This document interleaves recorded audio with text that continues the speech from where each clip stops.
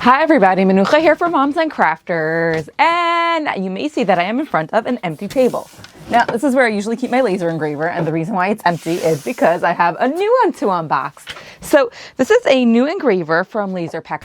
It's the LaserPecker LX2, and it is their first large scale laser engraver. So until now, LaserPecker was known for their compact laser engravers, the kinds that you could take with you to craft markets. In fact, I just recently reviewed their LP5.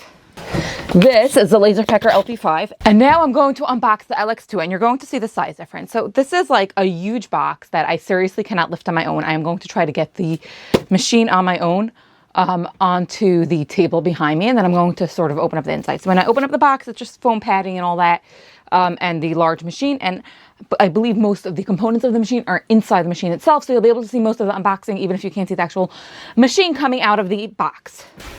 Just for reference, my craft space is very small. I can't have more than one laser engraver out at once. I do use different ones for different purposes, so I'm not really sure if I'm going to adopt this one fully or, put this one maybe in a different area because, like I said, I don't know that I have space. It's going to pretty much take up this whole table. I have kind of like an L shape here, and my other table is for workspace. And then I have a counter off to the side. But everything is very small, and there's a huge pole in the middle that gets in the way of everything. So I'm kind of short on space here, and which is why I initially loved LaserPecker's products. I'm excited to review this, and we're going to see how I feel about it as somebody who has limited space, but would love, love, love a full-size, large format laser engraver as this is. First piece of foam, chucking it out. Now, in case you're wondering, I don't really have more space to zoom out because, like I said, my craft space is small. I might be able to mount my camera a little further away, but that's why I'm at a bit of an awkward angle here. Next piece of foam. All right, now I have to lift this whole thing up onto my table. So let's try that. All right, I miraculously managed to hoist this up onto the table.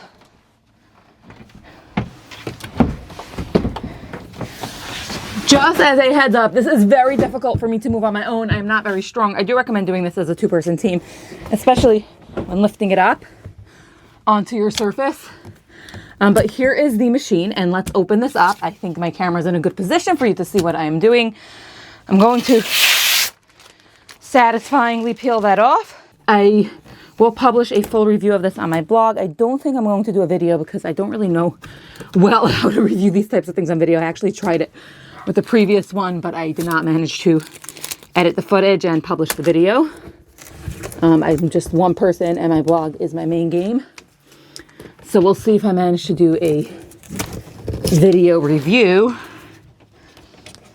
All right, there's that last little bit. Now we're going to open this thing up. And here we go, more stuff to take off. All right, so first of all, let's take that off. Now, this is actually my first gantry laser that I'm owning. Till now I've only had, more compact galvo lasers. So let's see how it goes. Manual.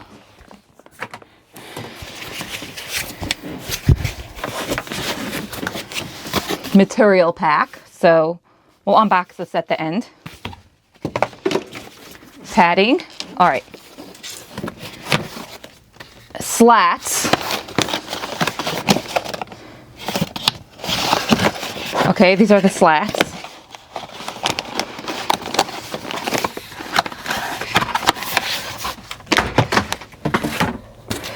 Power cable, and I do love, you can see, everything is really clearly labeled there.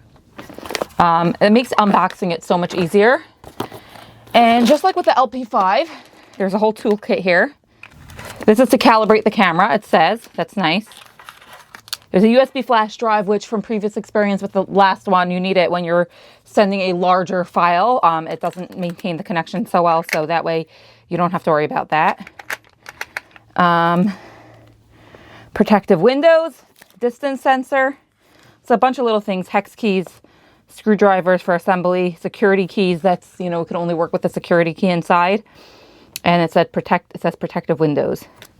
So that's the different parts we'll need, and everything's clearly labeled, which is very nice, very user-friendly. This is the power adapter. Now, I would like to point out that the fact that they loaded everything inside the machine is very good. It not only speaks to, like, you know, compact shipping, but it sort of protects everything. It helps, you know, the more padded everything is, the less things can move around. That is a vent hose that we'll use when we set up the purification. Okay, and it comes out of the box, at least this one, with the 40-watt laser that is double as strong as anything I've ever owned in the past. So I'm excited about that. They are making also a 60-watt module. I can't wait to see that. We'll see if I get a chance to, but really looking forward to the various strengths.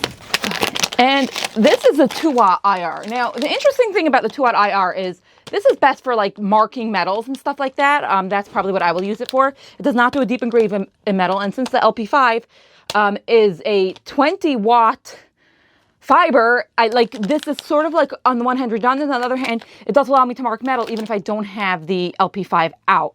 So again, because that's a more compact one, I could keep this one out and just sort of take that one out when I need it, you know, store it on a shelf, because it could literally be stored on a shelf, as opposed to this. This is a piece of equipment that if you own it, you keep it out. So that was our first layer of foam padding with these things inside. So this is clearly labeled, so we'll show it to you next. Oh, see, I almost missed this. It does also come with the 20-watt head. So to be honest with you, I don't know. If you know, you could definitely comment and let me know why you need the 20-watt if you have the 40-watt, why you would need both. Are there situations where you'd prefer to use 20-watt if you can just set it to a lower power? But if you know, let me know. I'm a relatively, you know, novice at laser engraving. I've done it, and I've done it a nice amount in the past. I would not consider myself an expert, and I kind of like coming at the reviews from this perspective of, you know, can you, as somebody who's not an expert either, use it too? So if you're an expert and you're looking at this, yes, you might get some specs from me, but I really am coming at this from sort of an intermediate approach. Generally speaking, I've been doing this as a hobby. So this is the ear assist, which is nice to see. That will help with, you know, reducing charring and things like that. And it's nice that it comes, you know, in the box. Very, very good feature. Very helpful. Will definitely help with high quality results. Helps it stand out in the market.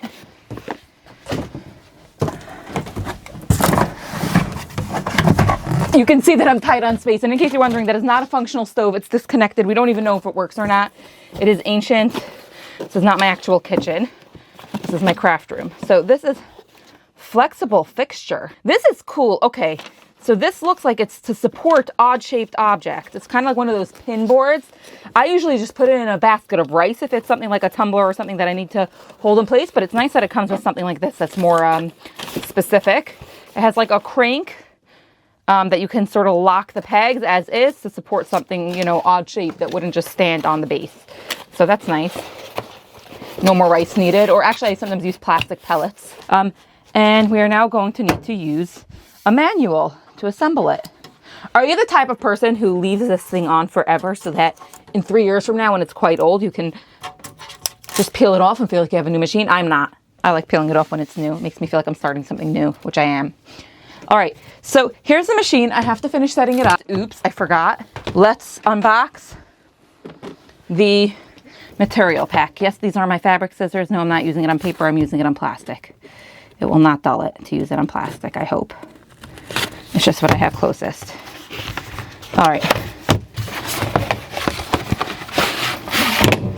All right. Whoa. All right, so you have a piece of slate here. I actually can't stand doing these, but I'm excited to see with the ear assist.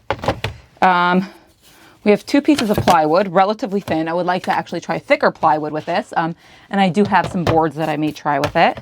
And they did give larger sheets. What is this? It feels like a thin sheet of plastic, actually. This is interesting. Some craft paper. A piece of leatherette. And yes, I would like to see how this performs on leatherette. Again, with the ear assist, hopefully less charring. We'll see. And this, okay, so it's interesting that they included this. These are like the aluminum kind of business card type things, but they're much bigger pieces of, you know, anodized coated aluminum. So the IR, I think both lasers actually can mark it.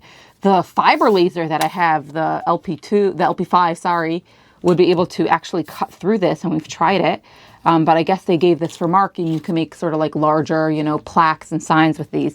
So stay tuned for the actual review I may or may not record because the space is so small, I may or may not record the building process of this, but I can't even do that until I get my garbage out of the way, because I can't even bring in the air purifier or move the table forward until we get the garbage out of the way.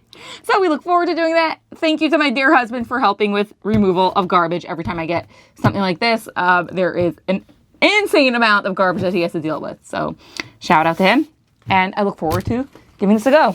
We are going to unpack the air purifier. So here I just opened the box because my address is on the top. I don't want you to see it. We have pipes. Sorry, the exhausts, we're going to put those off to the side. Here we have, rings that, you tighten to connect it. Power, always important.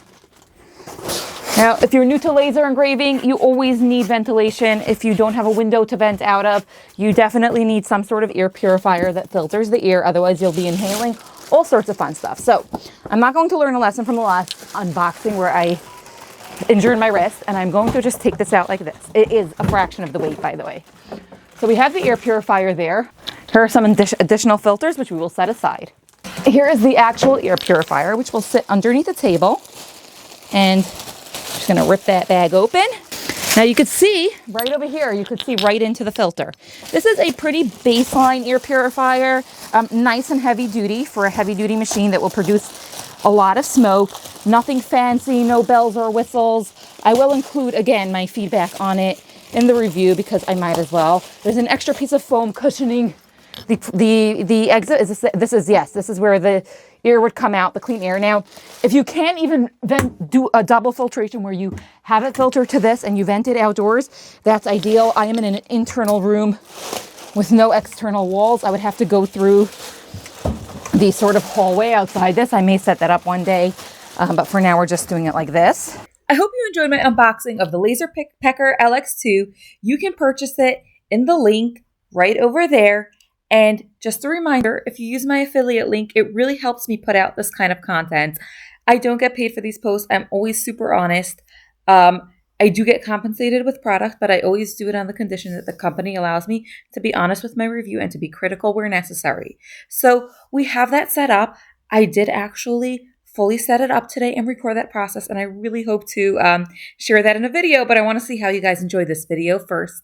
So go ahead and hit the like button. Check out the description of this video for the link if you plan to purchase it. Giving me that commission costs you not a penny extra and helps the mother send her kids to school and feed them and be able to be home with them instead of having to get a 9 to 5. So I really appreciate all the support that you've been giving me, and go ahead and check that out. And I will definitely add my review right in the description here when I do have it live. I would say usually I like to test the machine for a month before I feel comfortable giving full feedback on it. I like to test it on many, many different materials first. I don't usually just stick to the materials in the material pack. I usually go and provide my own materials. So again, purchasing, if you plan to purchase this, purchasing through my link helps fund those materials that I purchased to test it out for you. Hit the like button if you enjoyed this. Subscribe if you want to see more like this and to get the follow-up videos in your feed.